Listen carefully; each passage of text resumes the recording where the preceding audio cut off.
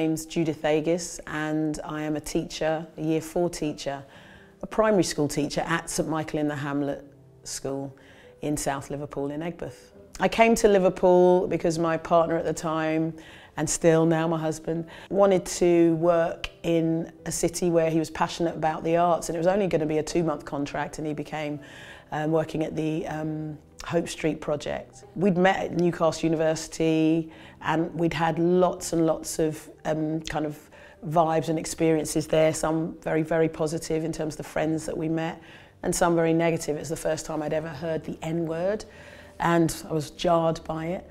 And I felt Liverpool had a different kind of vibe. I felt that it was a real community.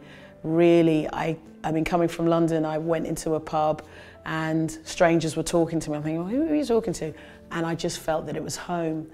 So when I first came to Liverpool, there was a real lovely vibe about the city, but I knew that there was, by walking through town, even then, I was like, well, where's all the black people? Where's all the Asian people? Where?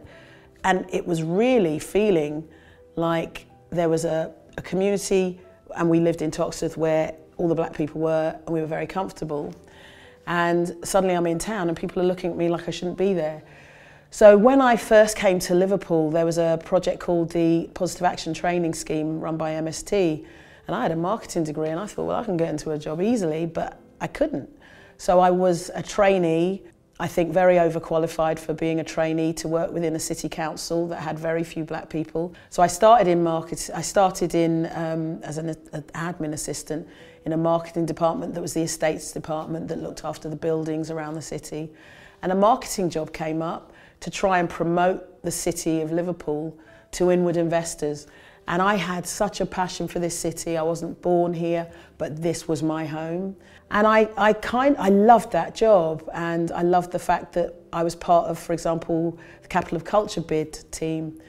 But there was something that said to me, well, we're doing all of this, we're working on trying to get people to relocate their companies here, and yet what about the local people aren't accessing the jobs that we're creating?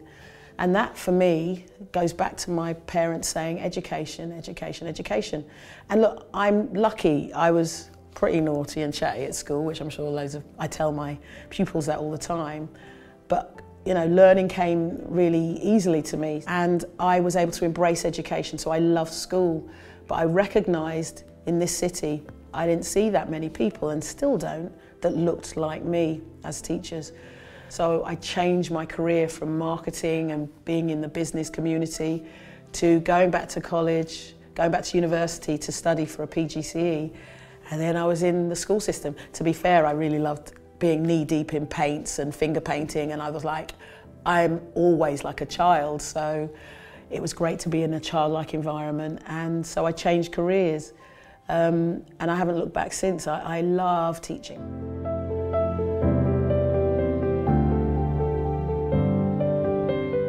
Funnily enough, when I was growing up, I used to always want to go and work in Africa and help poor black people. Africa, in my mind, when I was about 5, is just this place where people needed help, and I wanted to work for voluntary service overseas. So I found out a little bit about it, and I wanted to help people grow their own food. So I went and decided to study agriculture, of all things. And still actually in my mind want to help people, but I know that Africa is a continent, not a country, and it's being a bit more specific about what you want to do. So I think my leanings has always been towards helping other people. You know, it might be altruistic or it might be, you know, self-serving, but I always felt, and this may have come from my family, that to serve and to help others would help you, and that's why I wanted to kind of do anything, any profession, where I was helping somebody else.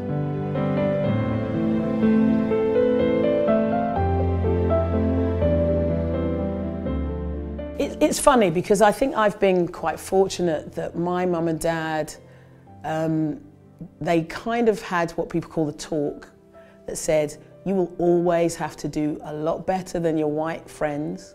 You will have to try harder, you will have to work harder. Even if you have the same grades, they may get the job that you want. And they kind of cushioned me from what I'd say is the overt racism, which everyone goes, oh my gosh, did you hear the N-word? Well, actually, no, I didn't, because it's the death by 1,000 cuts, that it's the things that you look back on, that, which I still experience, that people will treat you differently because they'll make an assumption that you're not as bright, that you're not as articulate. And if you are articulate, it's like, oh my gosh, she's so well spoken. Well, why wouldn't I be?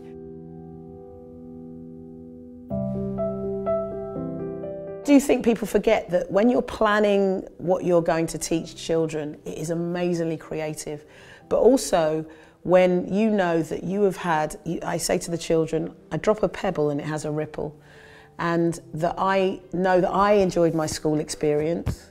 I know that I want them to enjoy their experience, and I know, for example, during lockdown, that they helped me as much as I helped them when I was looking through a camera and I saw 37 young people on the other side of a camera lapping up the things that they'd learnt from me.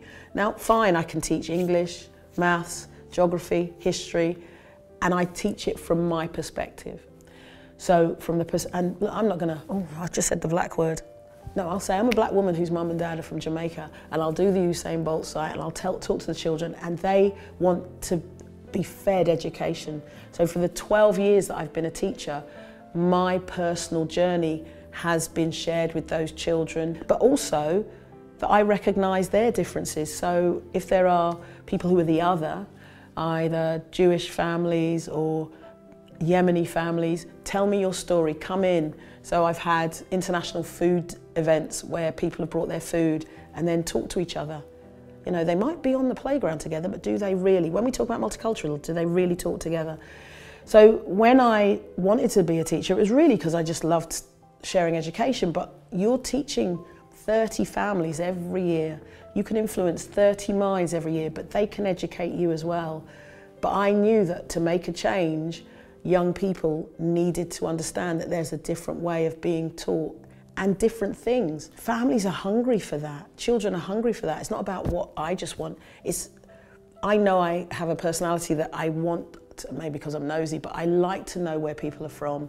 I want to know their journey, how it influences their children, and also giving children the space to talk about their experiences, not just negative ones, but really positive ones, and value that. So teaching isn't just about, oh, I've gone to uni and I've got a PGCE and I must tell them at the front, talk and chalk.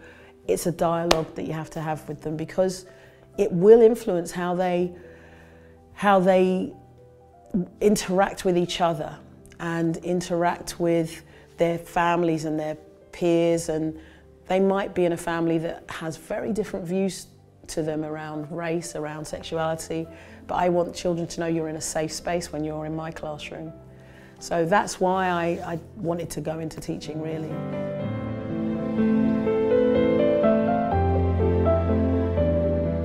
The challenges for me are to stop caring. I don't ever stop caring about the communities and the children that I teach, but I have a massive impatience, massive, with people who ask the same questions about race and are too lazy to read about it, who wonder, well, I didn't mean to. Is it unconscious bias? Well, I'm fed up with that. That impatience to say people who are gatekeepers, who are in a position of power, whether they be head teachers or politicians, who, if you don't do something, then you're part of the problem, because doing nothing is a problem. When you know that something's broken and you keep doing the same thing over and over again, that's madness. And it's cruelty.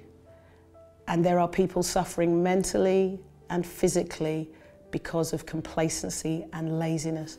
And one of the challenges I have is not to stop moving forward, because sometimes you just go, oh, I'm done.